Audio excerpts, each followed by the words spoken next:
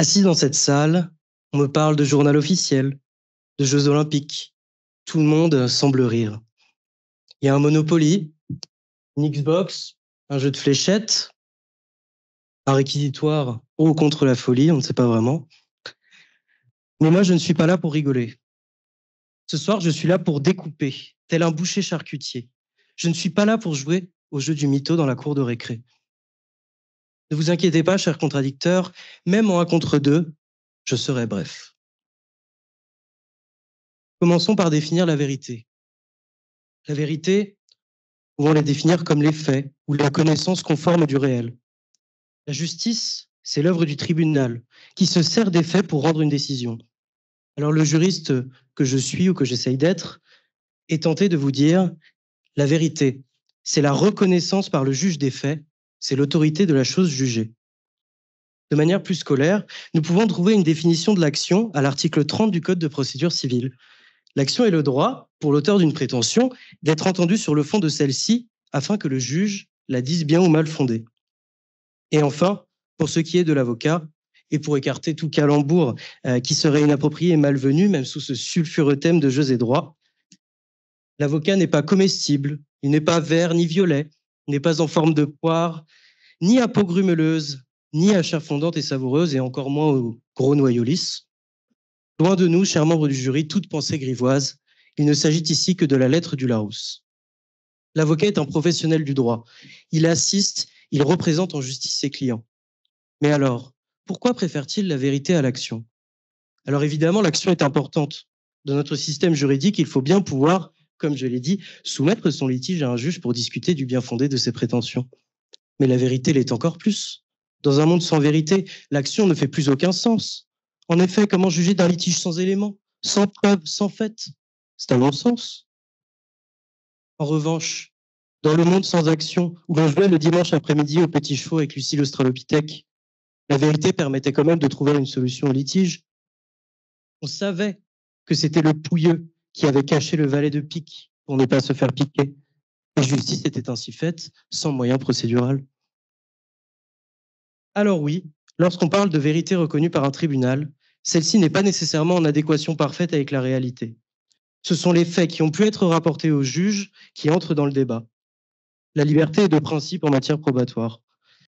Alors, l'avocat peut forger la vérité, celle de son client. Il peut manier textos, photos pour raconter des déboires, remplir des conditions, renverser des présomptions et enfin susciter l'adhésion à ses prétentions.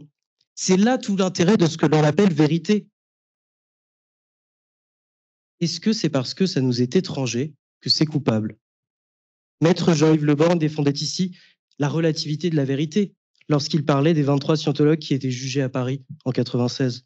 Il nous invite à sortir d'une vision étriquée, d'une vision que nous avons de la vérité qui serait unique. Dans le même sens, les obstacles dont s'ouvre l'avocat pour établir cette vérité semblent peut-être diminuer. Il va donc être plus simple pour lui de rechercher celle-ci. En effet, l'Assemblée plénière, en décembre dernier, a rendu un arrêt dans lequel elle considère qu'il est tout à fait possible d'utiliser une preuve obtenue de manière déloyale et sans en matière civile. Le juge semble ici dire à notre ami l'avocat, dans un but de limiter un effet relatif de la vérité qui serait dû aux exigences probatoires, qu'il est possible de porter atteinte à certains droits fondamentaux.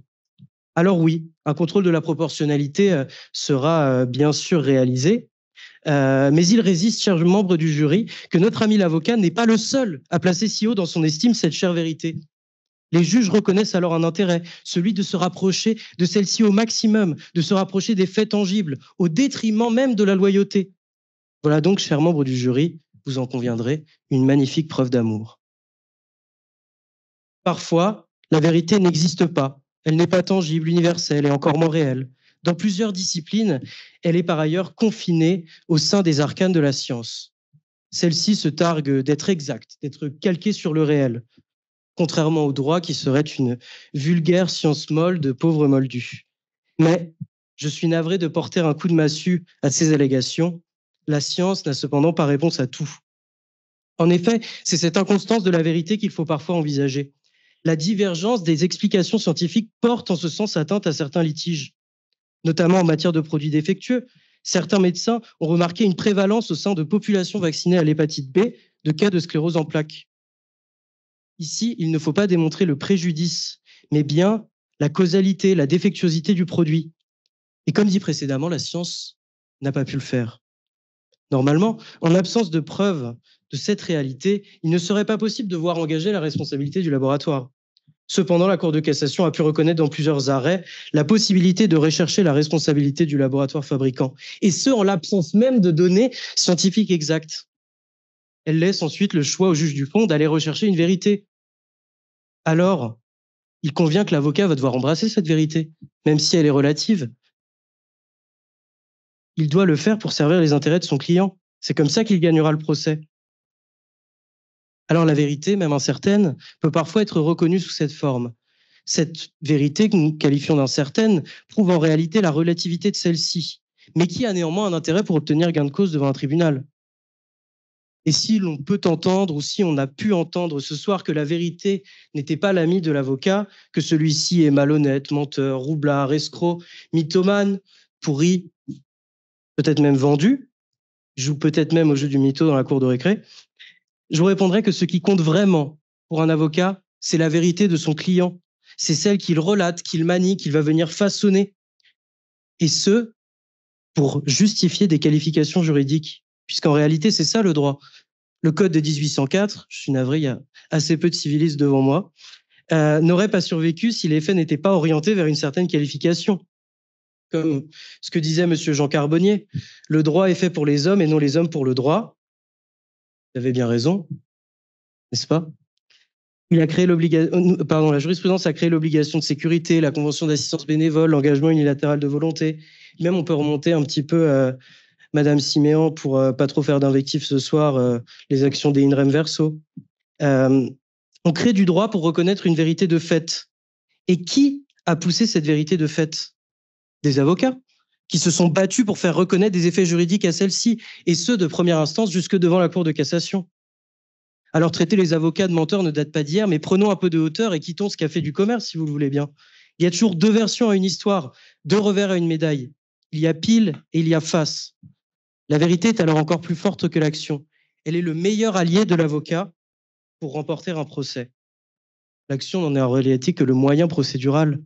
Cela ne veut pas dire qu'elle n'est pas importante, bien au contraire. C'est elle qui permet à la vérité d'exprimer son plein potentiel. Mais cependant, chers membres du jury, en droit aussi, il n'y a que la vérité qui blesse.